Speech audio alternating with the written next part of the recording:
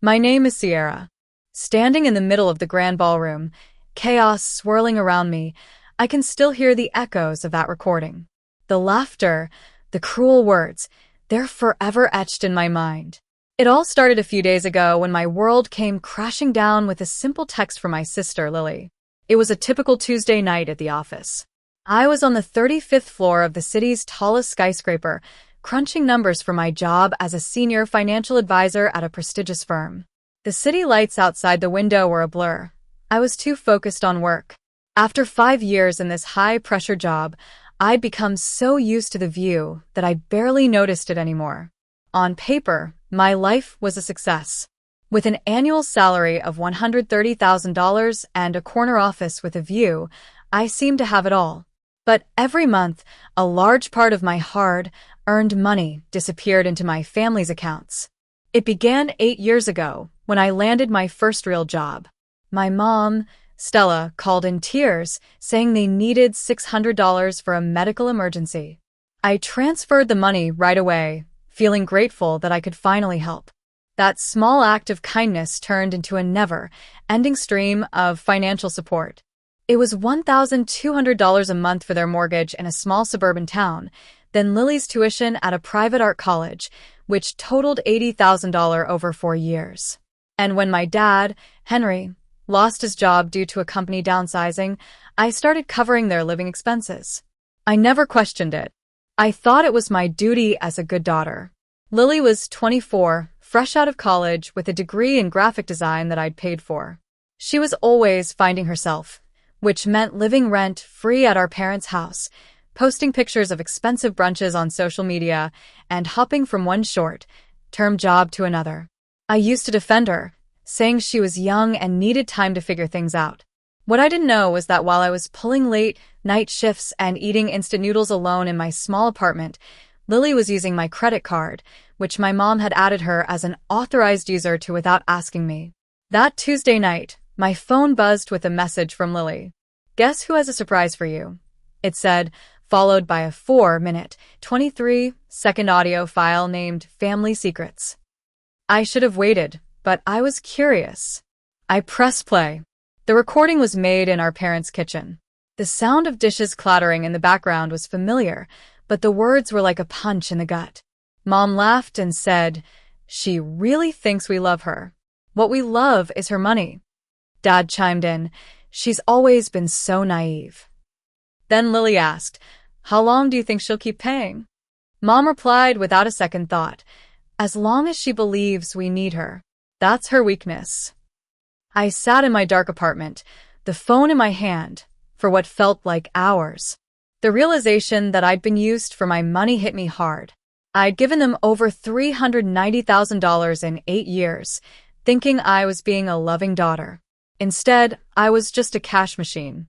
I didn't sleep that night. I listened to the recording 3 more times, jotting down every word on my laptop. Then I calculated exactly how much I'd given them.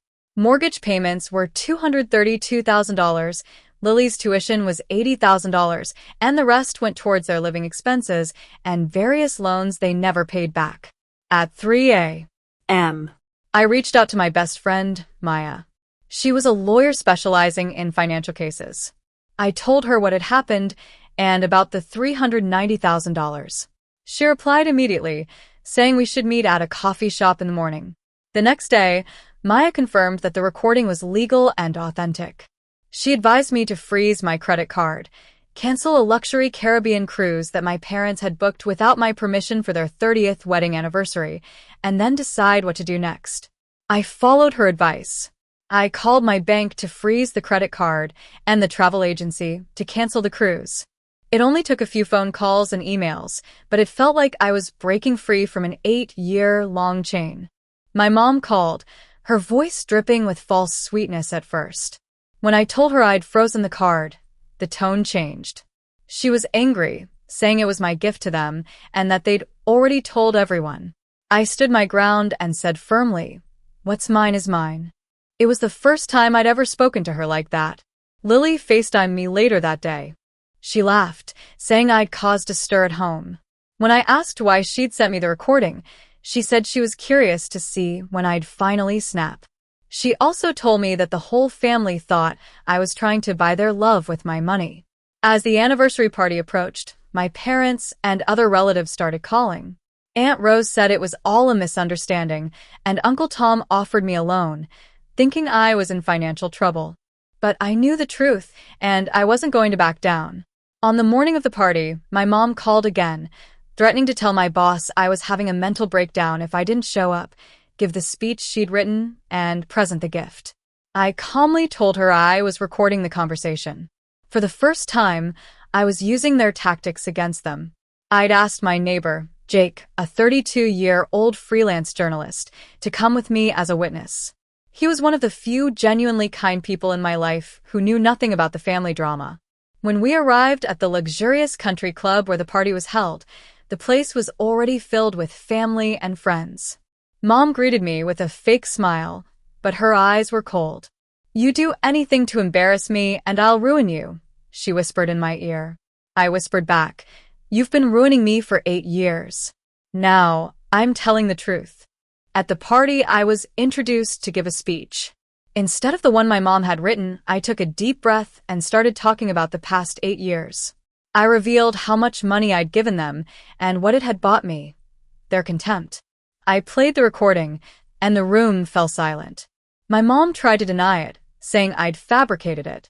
But I had the evidence, the metadata from the recording, and 8 years of bank statements. People were in shock, and the room erupted into chaos. Some believed me, while others sided with my mom. Grandma spoke up in my defense, saying she'd always known things weren't right.